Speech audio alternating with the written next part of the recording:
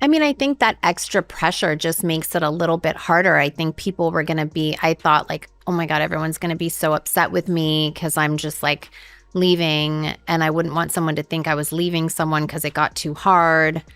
But there was just a lot in there that for my soul, I felt like I had to make that decision. And what if, instead of a glossy empowerment narrative, Kim Kardashian's entire public persona, her businesses, her legal ambitions, even her picture-perfect motherhood, was less about influence and more about control, not over the public but over Ye himself? That idea, once buried in anonymous forums, is now resurfacing as new filings, deleted posts, and suspiciously precise timing raise eyebrows.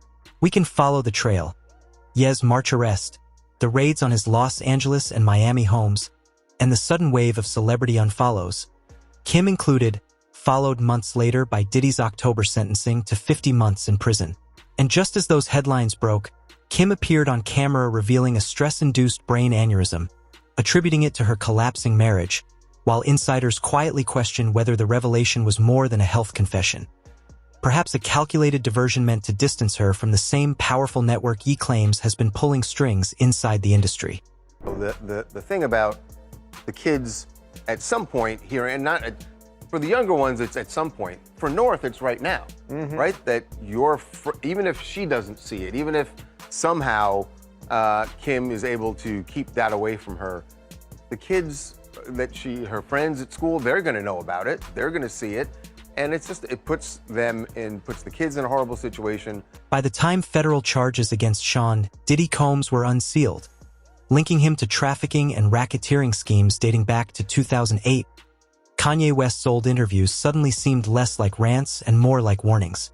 His claim that they can control Shaq, they can control Jay-Z and Beyoncé, but they can't control me, hits differently now, with Diddy serving a sentence that runs until 2028 and still alleging threats to his safety.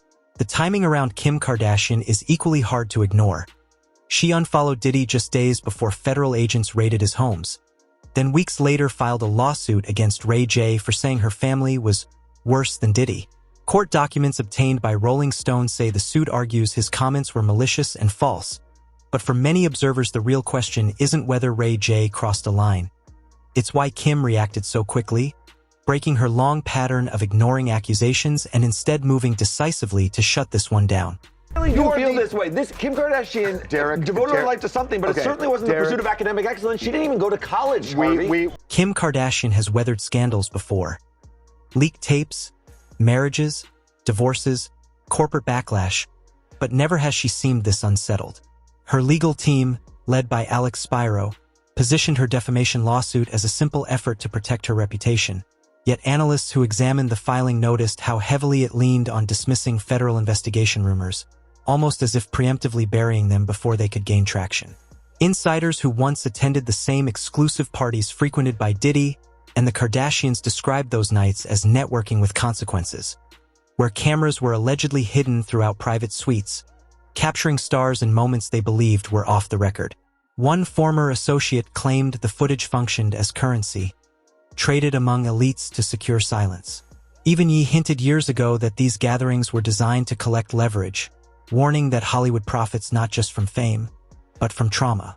But as far as Meek Mills, Puff Daddy, whoever, none of these all you fake hard you. And yet, the contradiction only deepens. Publicly, Kim presents herself as a reformer, a law apprentice championing prison reform and humanitarian causes, while privately her timeline shows a pattern of abrupt distance from anyone facing federal scrutiny. She unfollowed Diddy just before his raids, stopped mentioning Ye entirely after his claims about industry control, and is now reshaping her image in the new season of The Kardashians, opening with a tearful confession about her aneurysm, attributing it to stress caused by West. The message is unmistakable. She is the victim, not a participant. But the timing and polish align too neatly with her brand's survival strategy. Matters grew more complicated when West leaked texts in September allegedly showing Kim blocking their daughter North's name from being connected to his new music featuring Diddy. Within hours, her lawyers threatened legal action, framing the posts as harassment. To the public, It seemed like another Kardashian-West family dispute, but to those tracking the broader case, it looked like a proxy war. One exposing links Kim couldn't publicly address. The tension sharpened when North later appeared on TikTok with fake face tattoos and a nose ring, igniting parenting debates Kim dismissed as trivial, while sources near Ye claimed he saw it as further evidence of Kim controlling their children's digital image even as he struggled for in-person access.